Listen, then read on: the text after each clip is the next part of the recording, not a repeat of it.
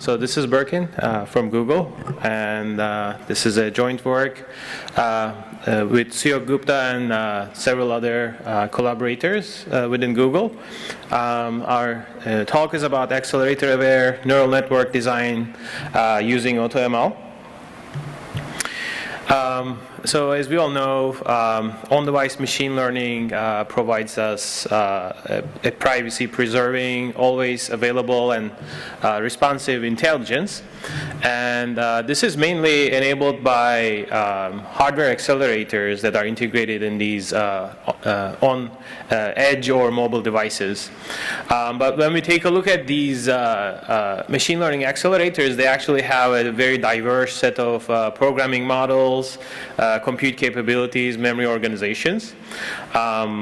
So in order to extract the full system performance and more importantly the energy efficiency, we really need to co-optimize our machine learning models targeting these diverse hardware architectures. And in this work we are presenting our accelerator-aware neural architecture search targeting Google's HDPU accelerator. And we are going to introduce our EfficientNet HDPU model targeting the HDPU in the Coral devices and the MobileNet HDPU targeting the Pixel 4 smartphone. And then we have some pointers for our models that are open source released, the pre-trained versions, and training code as well. Okay.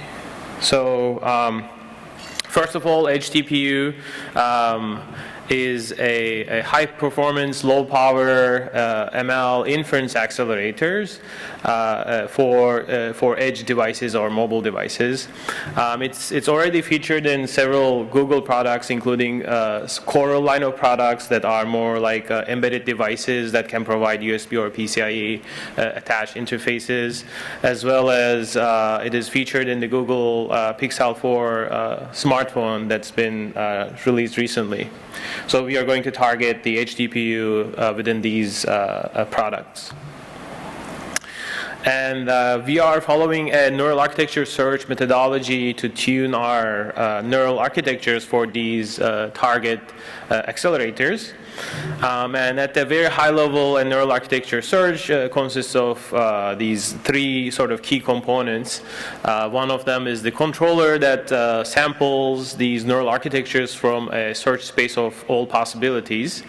And then there's the trainer component that trains the models on some data set to arrive at an accuracy metric. There are several neural architecture search algorithms which I'm not going to go into details. And actually there's an upcoming talk by Mingqing. Maybe he'll talk about more details of those algorithms. But then there's a final component which is the multi-objective reward function that scores these searched candidate models that consider both the model's accuracy and its cost, in this specific case its latency. Okay.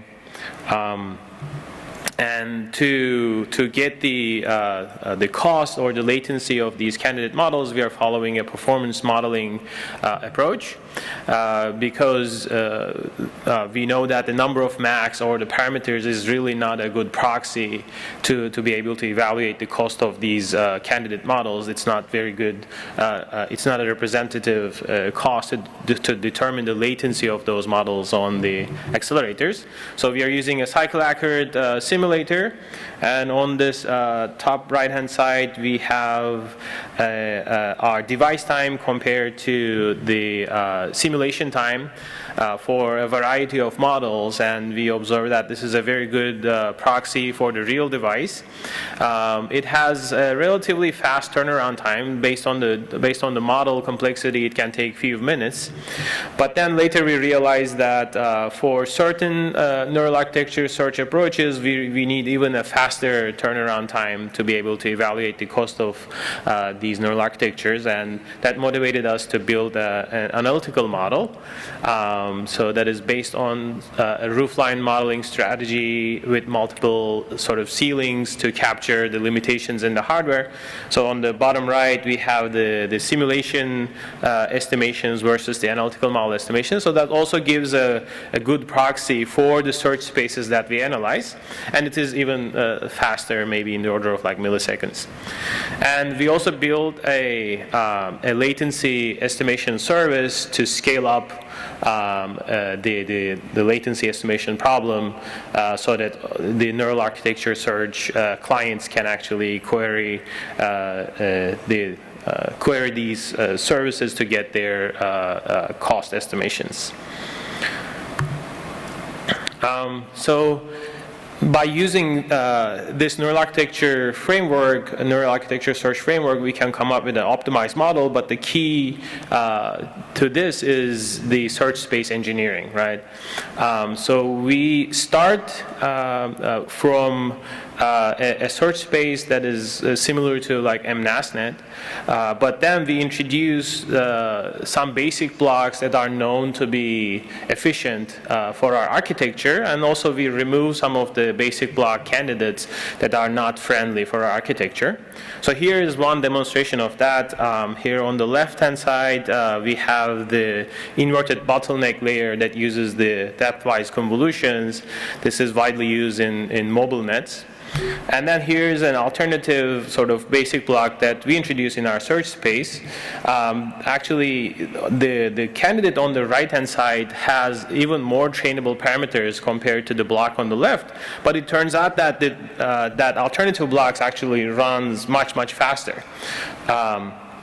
So this seems like a great candidate, right? So it gives more trainable parameters, which potentially would increase the accuracy, and it runs much faster. So let's build our model using this alternative basic block, right?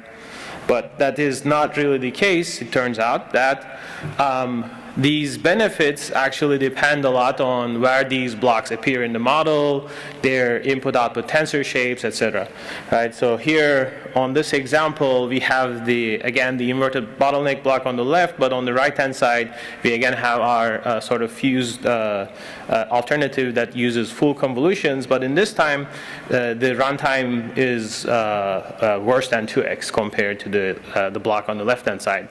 So this really motivates to use a AutoML type of approach to be able to decide the optimal block choices throughout the model.